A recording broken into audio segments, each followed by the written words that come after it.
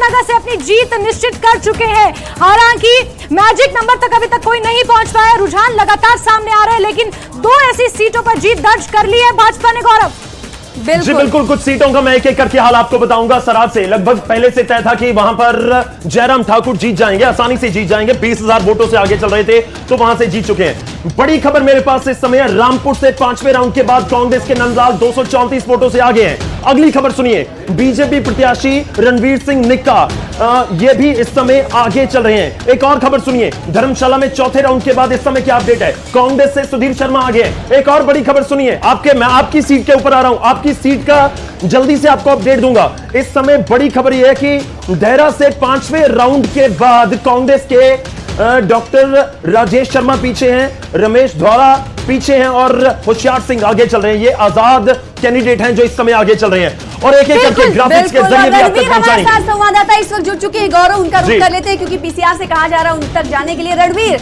इस वक्त हमारी आवाज आप सुन पा रहे हैं, स्क्रीन पर आप दिखाई देंगे, उस वक्त सवाल करेंगे। जी इस वक्त दिख चुके। रणवीर, इस वक्त क्या कुछ देख पा रहे हैं आप शिमला में?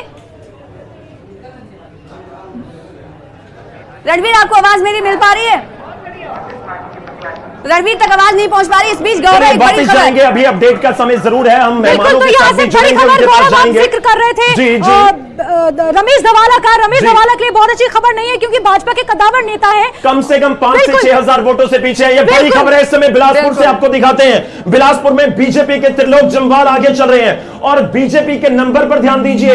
एक एक सीट पर ध्यान हम दे रहे हैं, आप नंबर पर भी ध्यान दीजिए।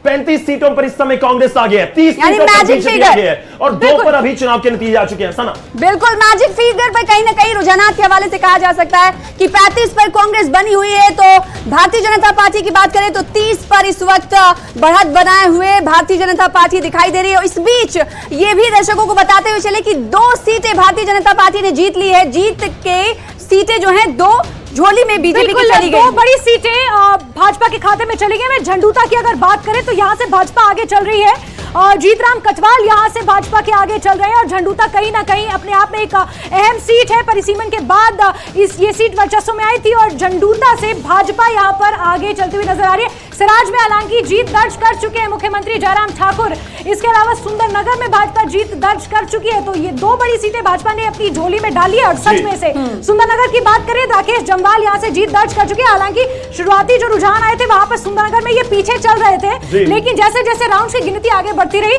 गौरव ये इन्होंने बढ़त बना ली और जीत यहाँ पर जीत हासिल कर लिया। आप अपनी टैली पर ध्यान दीजिए, स्क्रीन के ऊपर पहले आपको केवल 29, 36, 35, 23 इस तरह से नजर आ रहा था, अब आपको अपडेटेड टैली नजर आएगी।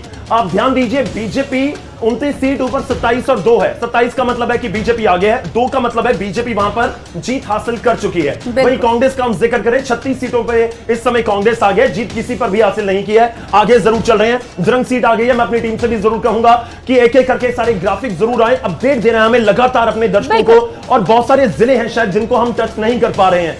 सिरमौर वाले, शायद सिरमौर वाले सुन रहे होंगे और जानना चाहते होंगे कि सिरमौर की सीटों पर इस समय क्या अपडेट है, पर जिक्र बलह सीट का हम करेंगे।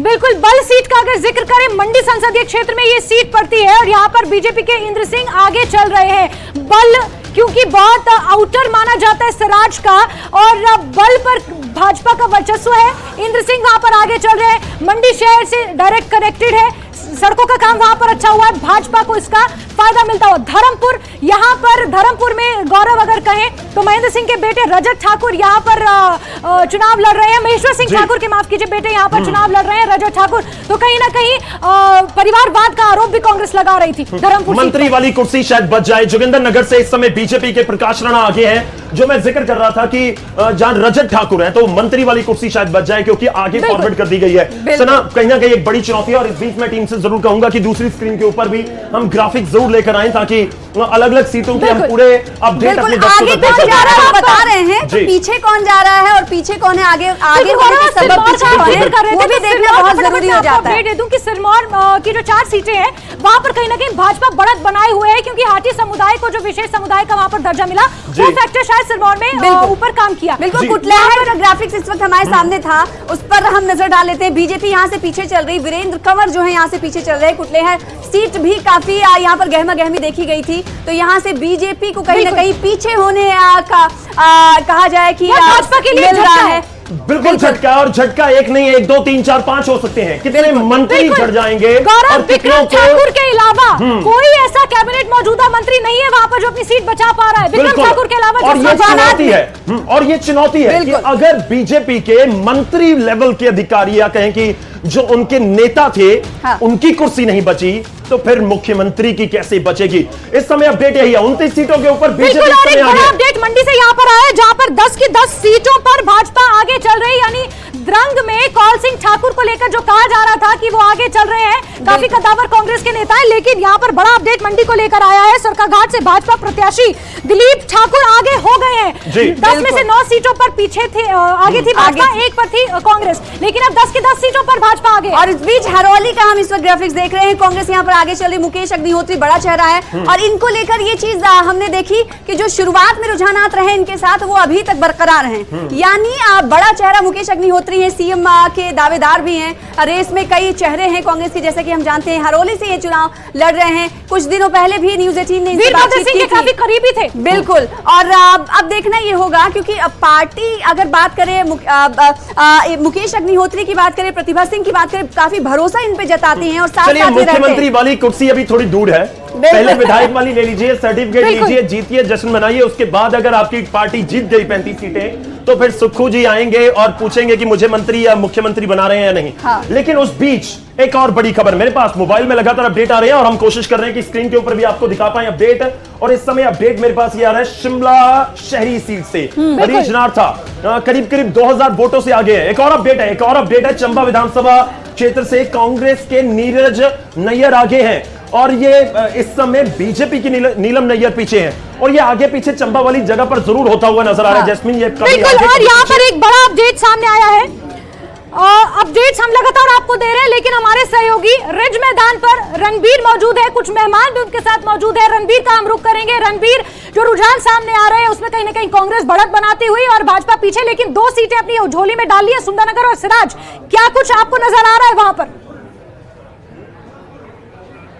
जी हाँ, देखिए ये काफी जो है दिलचस्प यहाँ पर हो रहा है। हमारे साथ वरिष्ठ पैनल जुड़ा हुआ है, हमारे साथ आयन मेहता कांग्रेस से है, और वरिष्ठ पत्रकार हमारे साथ अश्विनी शर्मा है, और रशीम नसूर भाजपा से है। तुरंत जो है एक मैं जो है कमेंट ले लेता हूँ। रशीम नसूर जी, आपसे शुरुआत करते हैं, क्योंकि जवाब सही आपकी है। क्या आप कहेंगे बिछड़ रही है भाजपा?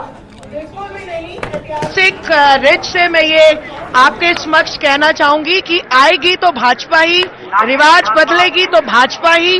और हम अभी तो पहले 2 आंकड़े चल रहे हैं, पहली 2 जो है वो चल रही है। चलो बधाई, दो सीटें तो आप हम 2 सीटें जीत गए हैं। जयराम ठाकुर जी और राकेश जमवार जी को बहुत बहुत बधाई आपके माध्यम से, और इसी तरीके से आपको हमारी और जीत की जो घोषणाएं हैं सुनने को मिलेंगी और देखने को मिलेगी। अश्वनी जी योर कमेंट प्लीज। देखिए, ये चुनाव बहुत इंटरेस्टिंग चुनाव है, और ये चुनाव जो बड़े धुरंधर चुनाव लड़ते थे, वीरभद्र सिंह जी, विमल जी, वो इस समय चुनाव नहीं है। ये नेक्स्ट जनरेशन का चुनाव है, इसमें जयराम ठाकुर है और दूसरी तरफ कांग्रेस की जॉइंट लीडरशिप है, जो सारे यंगर है। हालांकि प्रतिभा सिंह पीसीसी प्रेसिडेंट है, वो एक अलग विषय है।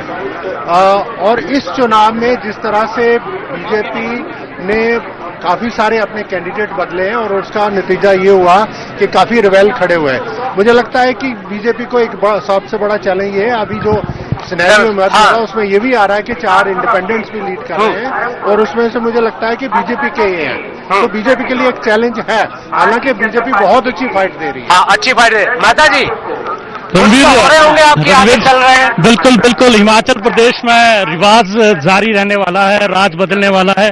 आपके पीछे स्क्रीन जो बिल्कुल लगी है, तो एक जो मैजिक का जो आंकड़ा है, हम 1 सीट दूर है और 34 सीटों में हम आगे चल रहे हैं। और भारतीय जनता पार्टी के उम्मीदवार अगर कहीं आगे चल रहे हैं तो वो बड़े चंद जो है सैकड़ों मतों से आगे चल रहे हैं।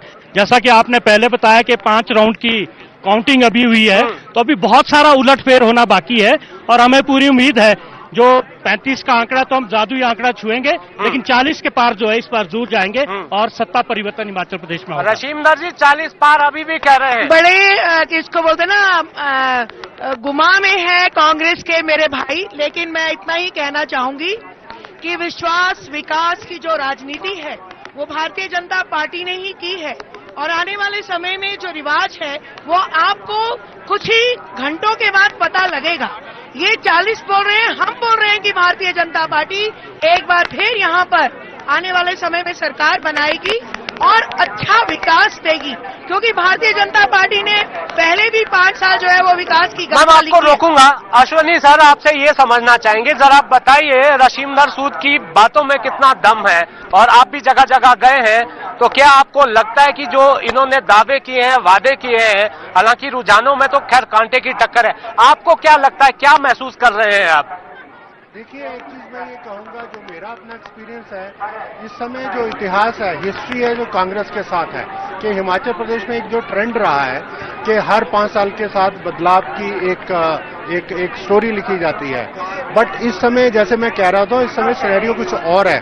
बीजेपी इतनी कमजोर नहीं है, बीजेपी ने बहुत अच्छे से चुनाव लड़ा है, और सबसे ज्यादा प्राइम मिनिस्टर नरेंद्र मोदी का जो इम्पैक्ट रहा है। प्राइम मिनिस्टर नरेंद्र मोदी जी ने लास्ट मोमेंट पे एक ओपन लेटर इश्यू किया हिमाचल में कि अगर आपको विकास को जारी रखना है तो मुझे वोट देना पड़ेगा। दूसरी तरफ देखा जाए, प्रतिभा सिंह जो पीसीसी प्रेसिडेंट बनाई गई हैं, कांग्रेस की कोशिश ये है कि वीरभद्र सिंह जी की जो लिगेसी है उसको इनकैश किया है, और चुनाव से एक दिन पहले वीरभद्र सिंह जी का फोटो अखबारों में बड़े पैमाने पे वही गारंटियों में भी हमने देखा कि जो गारंटी दी 10 उसमें नजर आई उनकी तस्वीर। मेहता जी, क्या आपको लगता है कि आप जो है, जो वादे आपने किए उनके भरोसे हैं, या जो रिवाज 1985 के बाद चल रहा है, या आप उनके भरोसे हैं? देखिए, हिमाचल प्रदेश में जो चुनाव है वो विभिन्न मुद्दों पर है, और आप देखेंगे जिस तरह से वीक गवर्नेंस यहाँ पर रही, भ्रष्टाचार आप कोविड के टाइम देखेंगे, वो पूरे वर्ल्ड में जब त्राही मची थी, तो हिमाचल प्रदेश में जो भ्रष्टाचार कोविड के टाइम हुआ, भारतीय जनता पार्टी की सरकार की, वहाँ तत्कालीन जो उनके प्रदेश के जो भारतीय जनता पार्टी के अध्यक्ष थे, उनके कुछ लोगों के उसमें नाम आए, भ्रष्टाचार हो गया। और दूसरा आप देखेंगे बेरोजगारी का मुद्दा है। और अगर सरकारी कर्मचारी की आप बात लेंगे, बागवानों की बात लेंगे, बागवानों की अगर बात आप करें तो 4-5 जिले जो है, यहाँ से सेब जो बहुत बड़ा, यहाँ पर एक बहुत बड़ी आमदनी जो सेब से होती है, 5,500 करोड़ की जो एक आर्थिकी यहाँ पर आती है, उन लोगों के साथ धोखा हुआ।